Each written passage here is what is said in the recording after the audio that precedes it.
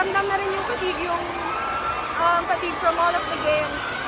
We've gone against Australia, pero bukas makalaban namin sila ng napag-aralan na rin nila kami. So, back to the drawing board kami, and hopefully, better yung passing namin ng defense tomorrow. Gila, how proud are you nandun sa fight na pinakita nito, especially yung first set, round 8, 10-21, pero nakabulit ka? Well, sobrang proud ko talaga sa team. Wala akong ibang words for it. Kasi ramdam ko na lumalaban kahit dehado kami, kahit naghahabol kami, kahit mabilis kaming napupuntusan ng Kazakhstan.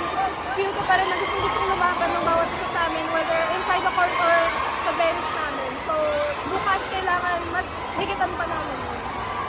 Hindi what can you say kay Ara, naging revolution sa team niya kami? Si Ara kasi sobrang ganda nung pasok niya kanina. She added some height also sa offense namin. At the same time, she's just so energetic and so eager to play na kaming nasa loob, nadadala rin kami. So, ang ganda rin kasi nakikita namin na malalim din yung bench namin and bukas magagamit pa rin namin lahat.